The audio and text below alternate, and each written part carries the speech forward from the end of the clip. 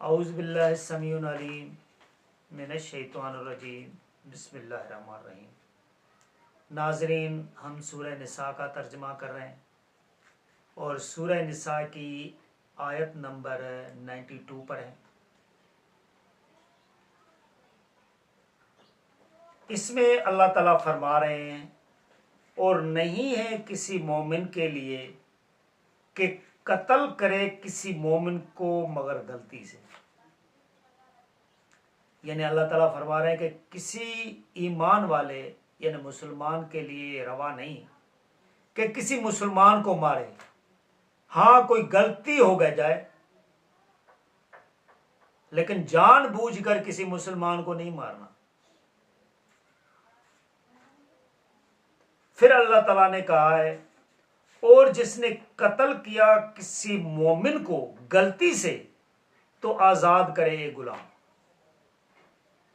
اور خون بہا ادا کیا جائے مقتول کے وارثوں کو۔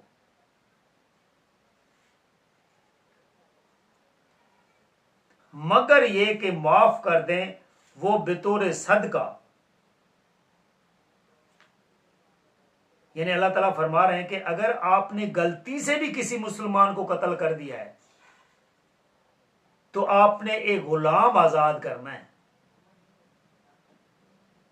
یعنی اس ٹائم پہ لوگ غلام ہوتے تھے، یا جس طرح آج کل کا کوئی قیدی ہے تو اس قیدی کو پھر آزاد کروانا پڑے گا۔ جس کو آپ نے غلطی سے مارا ہے اس کو خون بہا بھی دے، یعنی وہ جتنے پیسے دیتا ہے اس کے وارث معاف کر دیتے ہیں کہ یار غلطی سے ہو گیا ہے، ہم نے آپ کو چھوڑ دیا، لیکن پھر بھی اس کو غلام آزاد کروانا پڑے گا۔ یہ نہیں کہ اس نے معاف کر دیا تو آپ پر کوئی نہیں۔ دیکھیں ناظرین، اللہ تعالیٰ کا انصاف کہ اللہ تعالیٰ نے کہا کہ کوئی مسلمان کسی مسلمان یعنی مومن ایمان والا دوسرے کو قتل جان بوجھ کر تو کر ہی نہیں سکتا،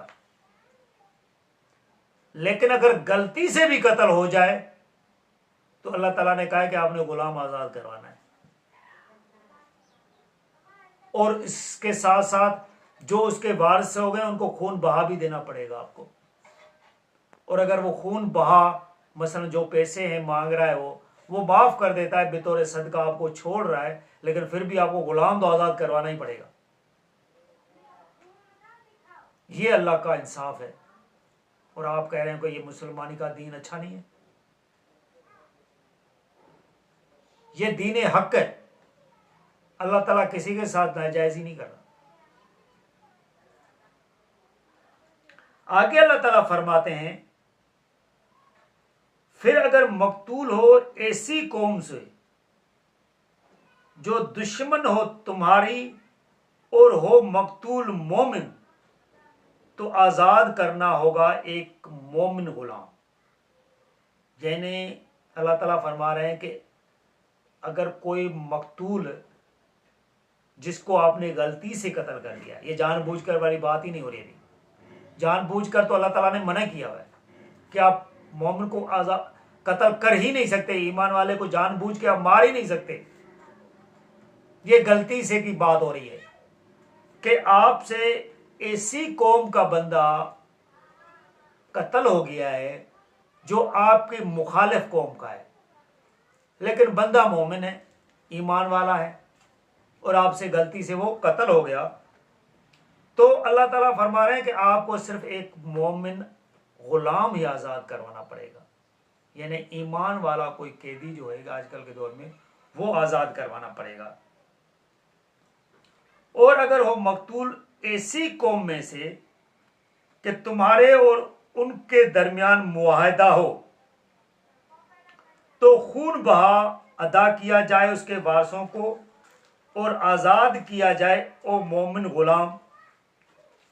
پھر اگر میسر نہ ہو مومن غلام تو روزے رکھے 2 مہینے لگاتار توبہ کرنے کے لیے اللہ سے، اور اللہ ہے ہر بات کا جاننے والا اور بڑی حکمت والا۔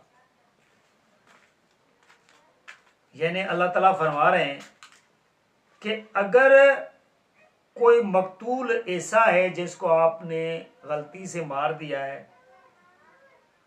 وہ ایسی قوم سے ہے کہ جس قوم سے آپ کا معاہدہ کیا ہوا ہے.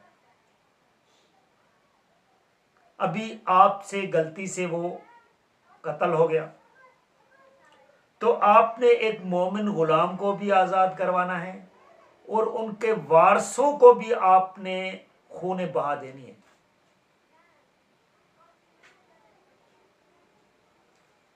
پھر اللہ تعالیٰ فرما رہے ہیں کہ آپ کے پاس اتنے پیسے نہیں ہیں یا آپ اس کی طاقت نہیں رکھتے کہ آپ کسی غلام کو آزاد کروا سکتے ہیں، تو آپ نے 2 مہینے لگاتار روزے رکھنے پڑیں گے آپ کو، اس غلطی کی وجہ سے جس غلطی سے آپ نے اس بندے کو مارا ہے. وہ اس لیے توبہ کرنے کے لیے اللہ سے، اور اللہ تعالیٰ ہر بات کو جاننے والا ہے اور بڑی آگے اللہ تعالیٰ فرما رہے ہیں آیت نمبر 93 میں، اور جو کوئی قتل کرے کسی مومن کو قصدن یعنی جان بوجھ کر، تو اس کی سزا ہے جہنم،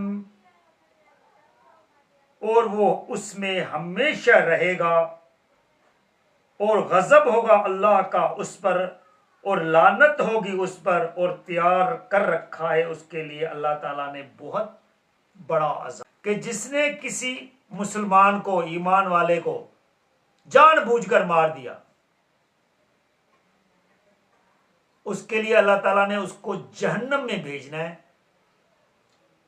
اور اس کی سزا ہے، اور اس میں وہ ہمیشہ رہے گا. ابھی جس طرح کہتے ہیں نا کہ پھیرا لگانا، پھیرے لگانے والا کوئی کام اللہ تعالیٰ نے نہیں رکھا.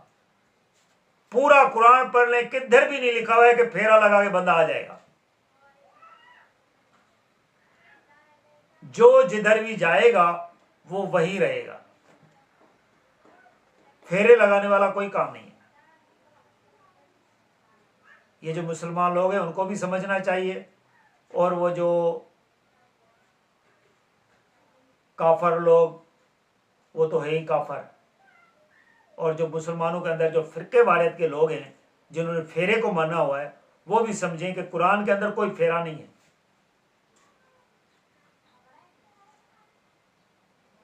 ہم نے ابھی تک سورہ نساء کے ترجمے تک پہنچے ہیں.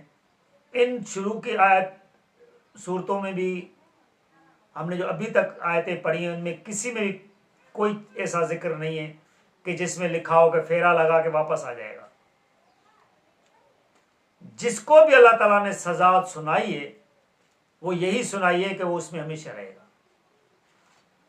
تو یہیں بھی اللہ تعالیٰ یہی بتا رہے ہیں کہ وہ اس میں ہمیشہ رہے گا، اور اس پر اللہ تعالیٰ کا غضب ہوگا اور لعنت ہوگی، اور اللہ تعالیٰ نے وہاں جہنم میں اس کے لیے بہت بڑا عذاب تیار کر کے رکھا ہوا ہے، جو اگر کسی مسلمان کو، ایمان والے کو جان بوجھ کر مارے گا، اس کو پتہ ہے کہ یہ مسلمان ہے اور پھر بھی وہ اس کو مار رہا ہے، تو اللہ تعالیٰ نے اس کو بخشنا نہیں ہے. ابھی اخبار احاد کچھ بھی بتاتی رہیں، ایک بات جب قرآن کے اندر کلیئر ہو گئی ہے تو ایمان والے کا کام ہے، مسلمان کا کام ہے کہ پہلے مقدم قرآن کی آیات کو کرنا ہے، اخبار احاد کو نہیں کرنا. اخبار احاد جو ہمارے پاس پہنچی ہے وہ تھرو کچھ بندوں کے پہنچی ہے، اور وہ بھی تابعین تبع تابعین کے تھرو پہنچی ہیں، جو پتہ نہیں کتنی پیڑھیاں گزرنے کے بعد آئی تھی.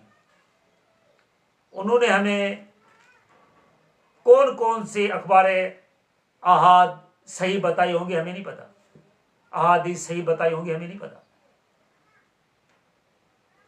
حتیٰ کہ اس دور میں تو حضور صلی اللہ علیہ وسلم کے نام پہ جھوٹی حدیثیں بھی روایتیں ہونا شروع ہو گئی تھی، جھوٹی حدیثیں بھی بیان کرنا لوگوں نے شروع کر دی تھی.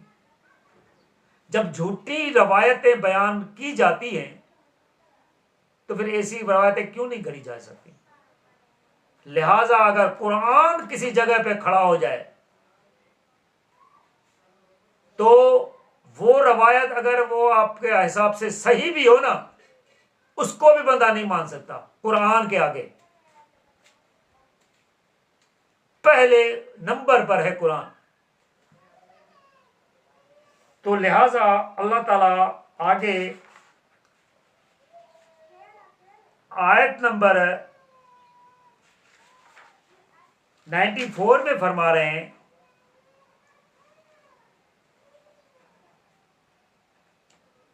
اے ایمان والو، جب نکلو تم جہاد کے لیے اللہ کی راہ میں تو خوب تحقیق کر لیا کرو، اور نہ کہو اس شخص کو جو کرے تم کو سلام کہ نہیں ہے تو مومن.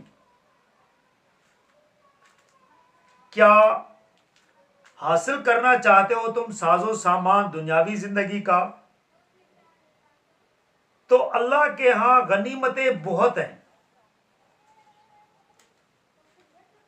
ایسے تو تھے تم اسلام سے پہلے، پھر احسان کیا اللہ نے تم پر،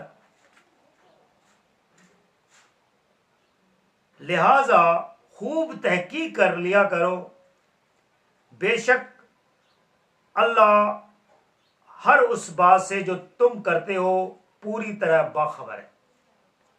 یعنی اللہ تعالی آیت نمبر 94 میں یہ فرما رہے ہیں کہ اے ایمان والو، یعنی اے مسلمانوں، جب تم جہاد کے لیے نکلتے ہو، لڑائی کے لیے نکلتے ہو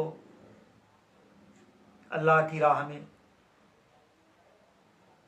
تو خوب تحقیق کر لیا کرو، اور جو شخص آپ کو سلام کرے اس کے لیے آپ یہ نہ کہیں کہ یہ مسلمان نہیں ہے.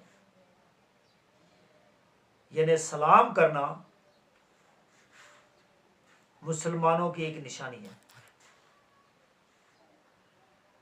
جس میں ہم کہتے ہیں کہ السلام علیکم، یعنی آپ پر اللہ کی سلامتی ہو. یہ سلامتی اللہ کی ہوتی ہے.